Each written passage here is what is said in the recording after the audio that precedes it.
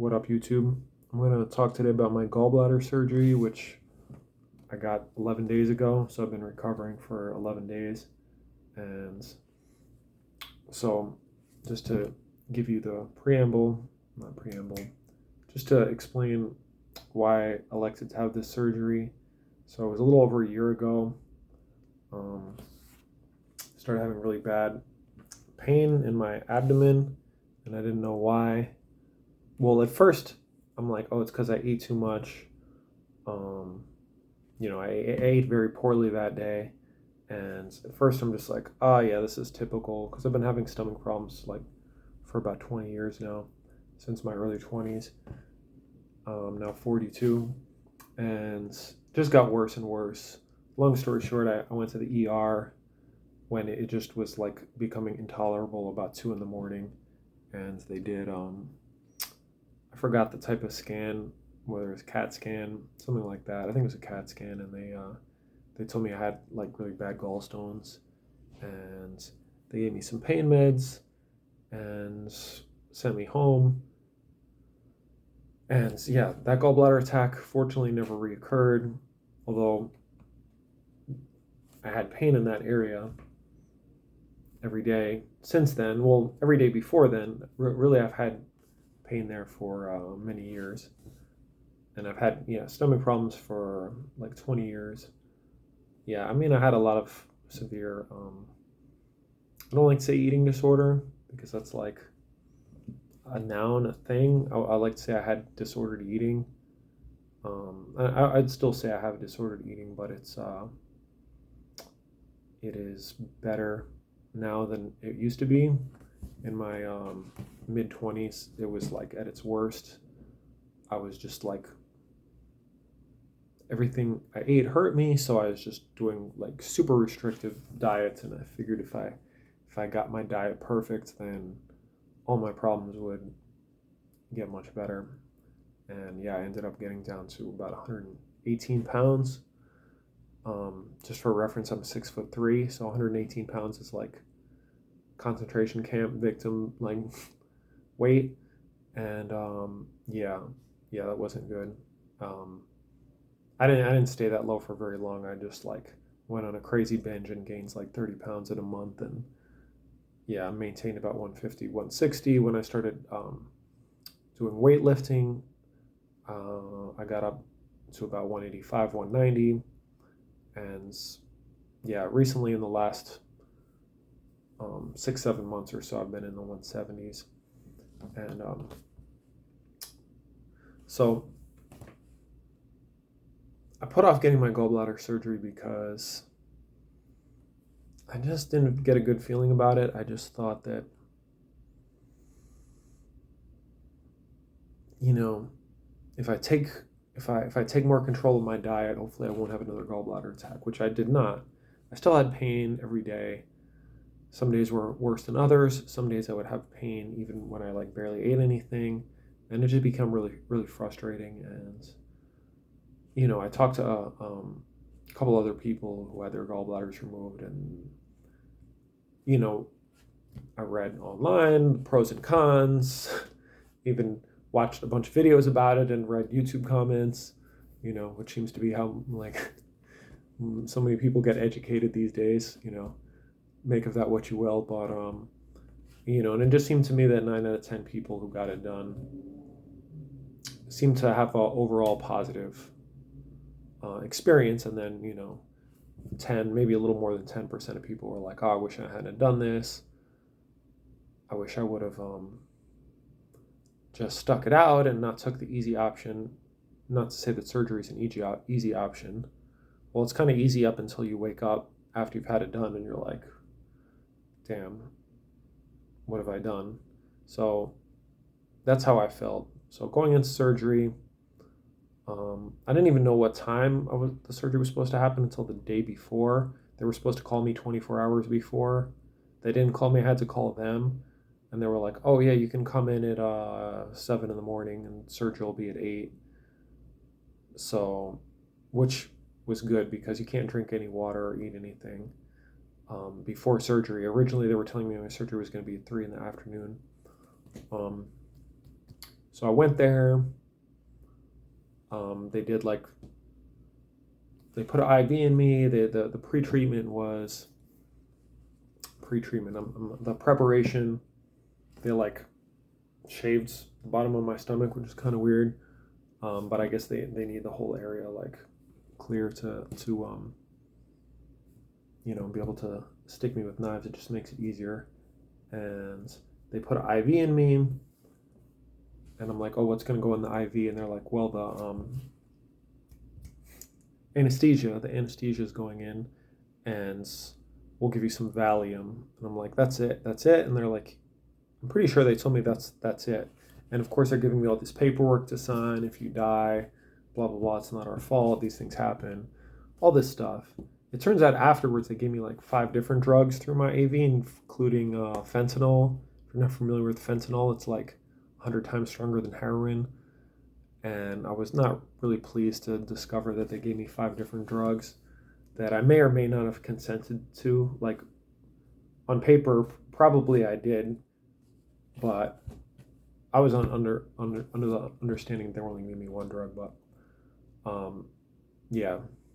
So anesthesia is really strange if you've never had it before. You basically, no, there's no mask. They give it to me through my bloodstream, and basically, it's not like sleep at all.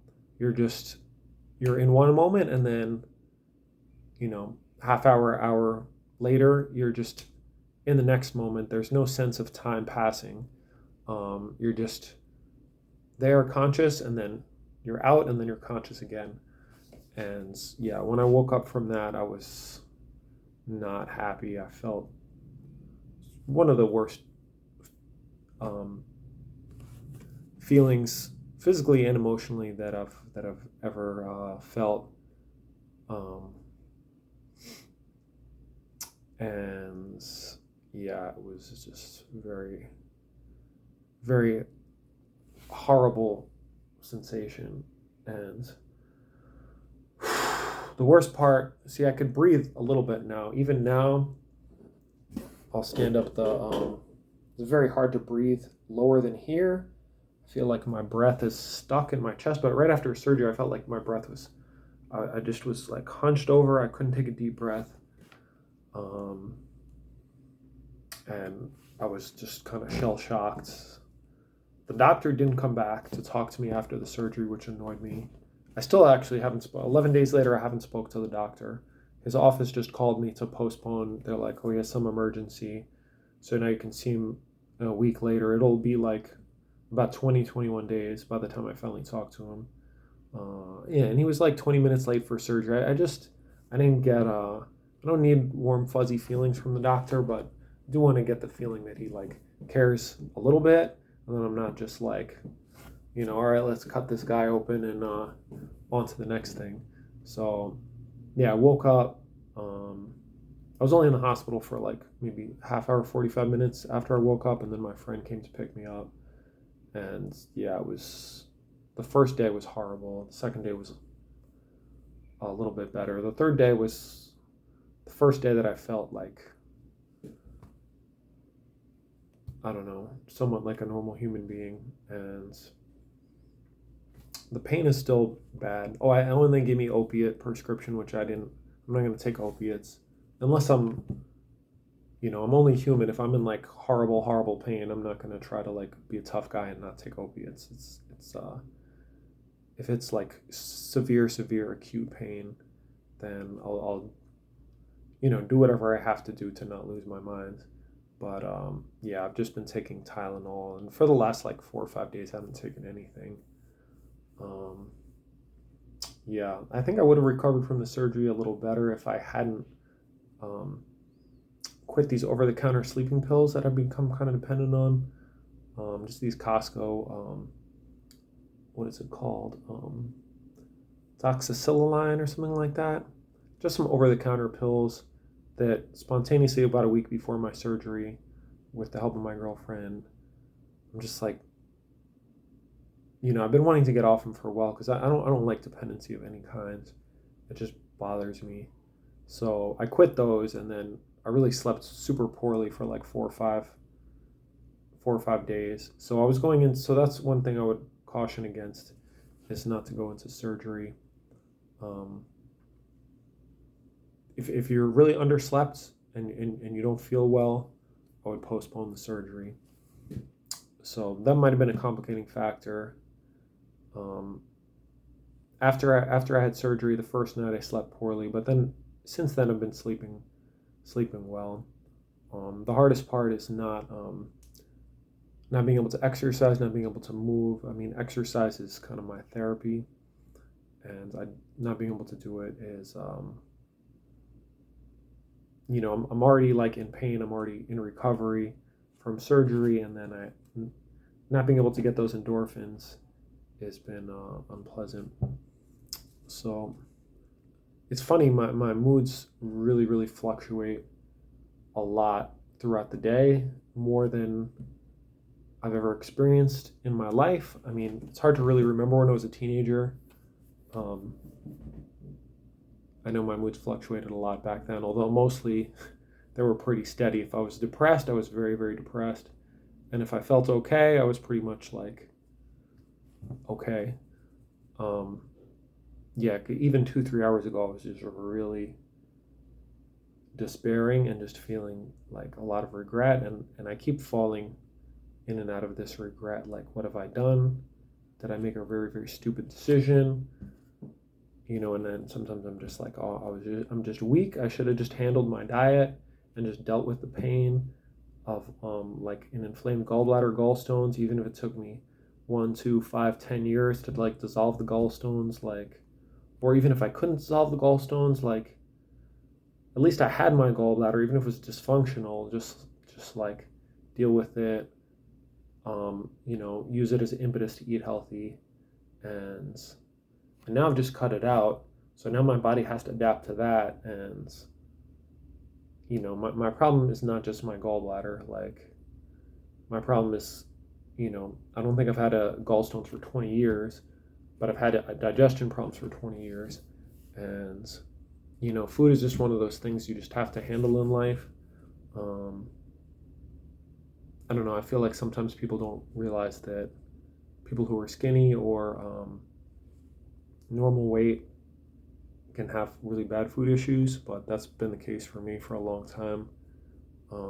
Doesn't show on my body, because if I binge eat, I just feel like shit, and then I just don't eat for a while. It's not weight gain is not a problem. It's quite the opposite. When I was like doing more weightlifting, I was constantly trying to force myself to eat more so I could gain strength, because if you're just maintaining your calories, it's pretty much impossible to gain muscle beyond a certain point. You'll just get to a plateau, because you need a calorie surplus to gain muscle. As far as I understand, pretty much that's the universal consensus, and that's been my experience. So yeah, just only like about 2 hours ago. So another thing, I'm taking a class to become a personal trainer. It's like a 4-month in-person class, and I was really excited about it, and that's why I didn't put it off, even though I'm recovering from surgery and I can't really do the physical part at all, at least for like 1 more week, and then I can start doing some light exercise. And in my head before the surgery, I'm like, oh, this will be good. It'll give me compassion for other people who are going through surgery. I'll like know what it's like. I'll be able to train them.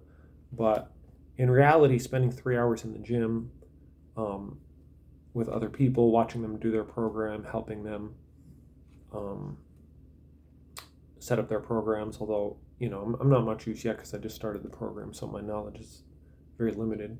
But yeah, it's just emotionally very difficult, because that's like, the gym is like the one place I go to improve my mood, to like feel strong and competent, and like I'm on an upward trajectory, like I'm making progress.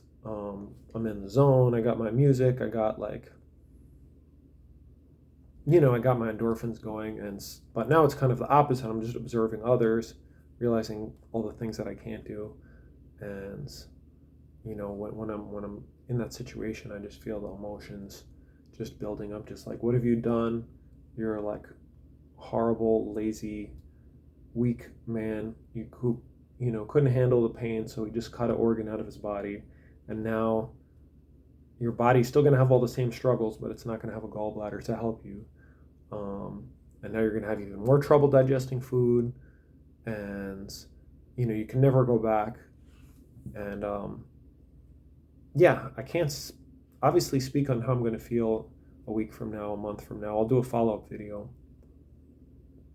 But it's just very.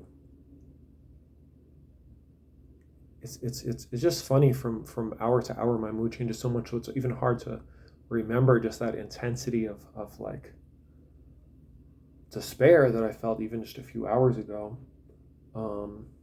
which is good, I suppose. It's funny emotions, right? Because like you don't want to have like super intense negative emotions, but sometimes when they're gone, you kind of miss them.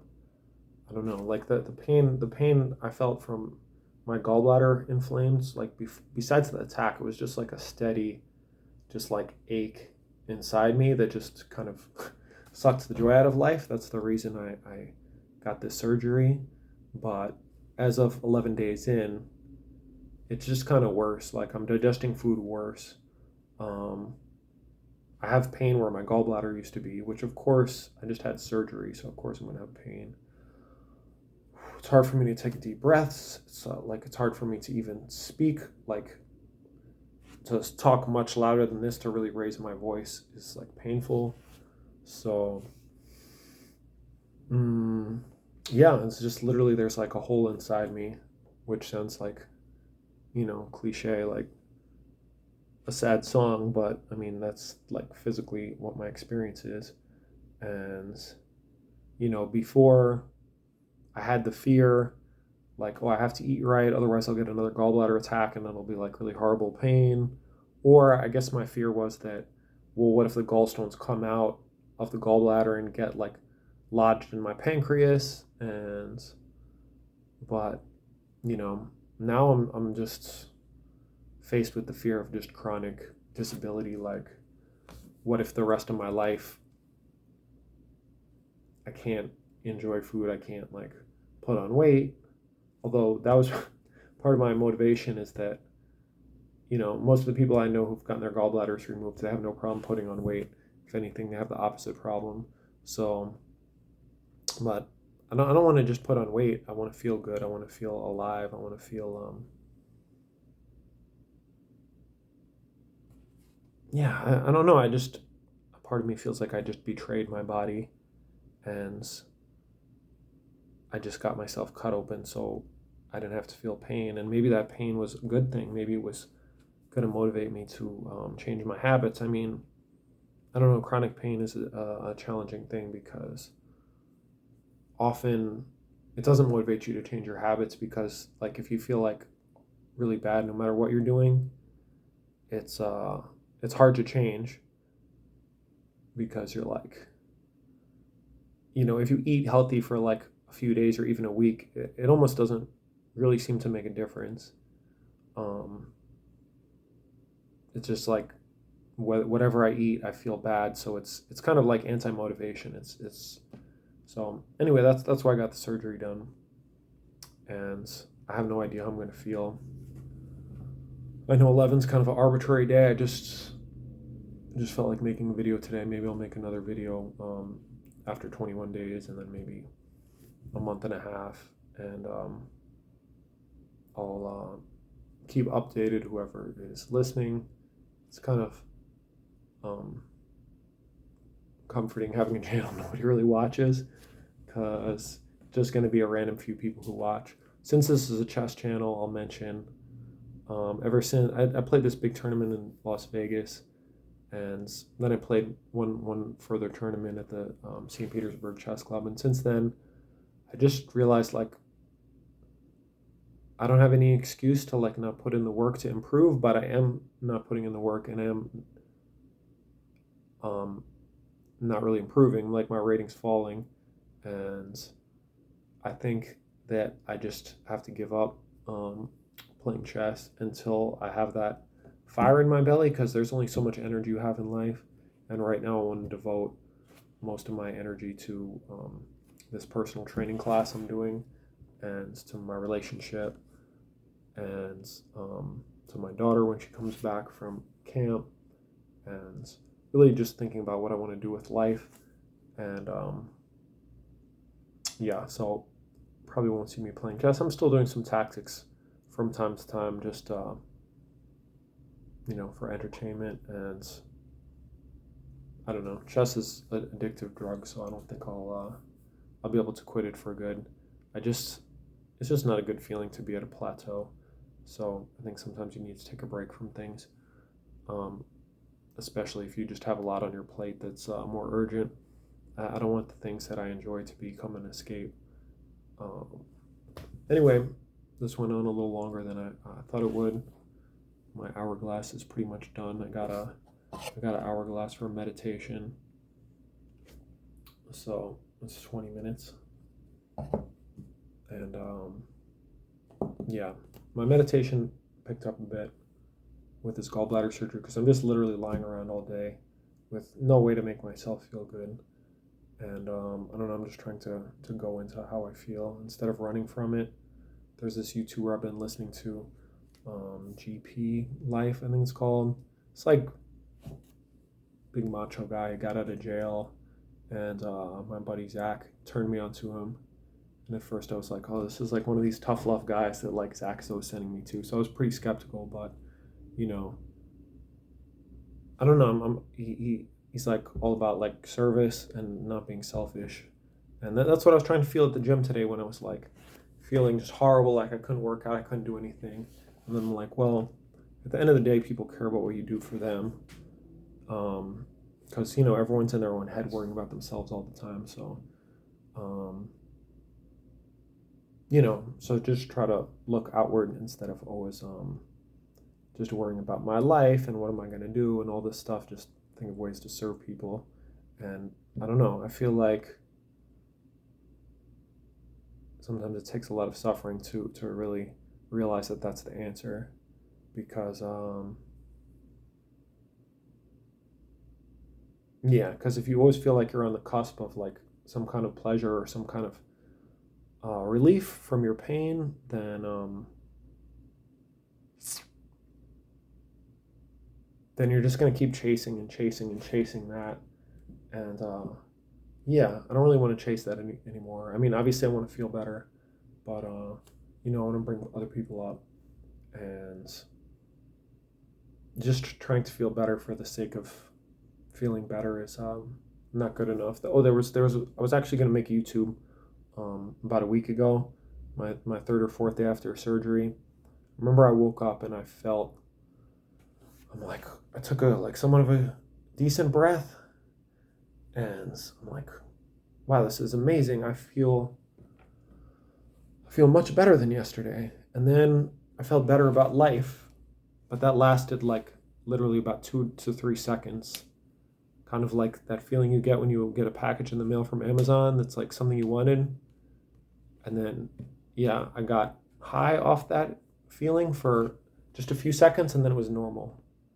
And it just made me think about life, that that's how almost everything is. Everything you think is gonna like be like, oh, I'm gonna have this experience and I'm gonna get this relief, and the relief is just so fast. I feel like the older you get, like the faster the relief is gone. When I was a little kid and I remember I saved up all my allowance to buy Legend of Zelda, like beautiful golden cartridge. All the other Nintendo cartridges were like this boring gray. And that was fun. That was proper fun for like a few months. But nowadays, like the things that make me happy, they just, the happiness is just so short in duration. And I'm just realizing that, I don't know, I'm just at that age where it has to come from within, and it can't come from even feeling better. Even if tomorrow I make a new video and I'm like, oh, it's amazing, I can move, I can digest food, I'm so glad I got this surgery done. It's I don't know, I don't think that's going to happen. I mean, I hope that ultimately feel like I made the right decision, but sorry, I got a little distracted. I should have put my phone on airplane because I'm getting notifications on the top as I'm speaking.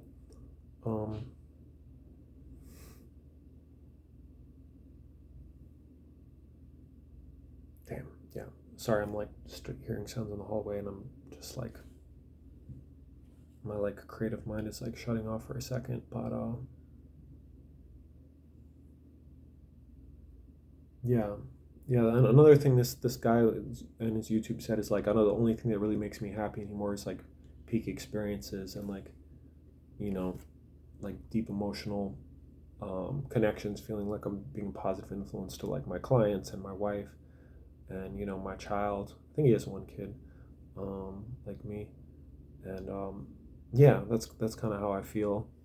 It's not about like being in a good mood. It's not about having pain versus not having a pain. It's just about being able to have like positive connections with other people, positive connections with myself, like learning experiences and growth. So anyway, this went on a little longer than I thought, but it's kind of how it goes with me usually. Thanks for watching.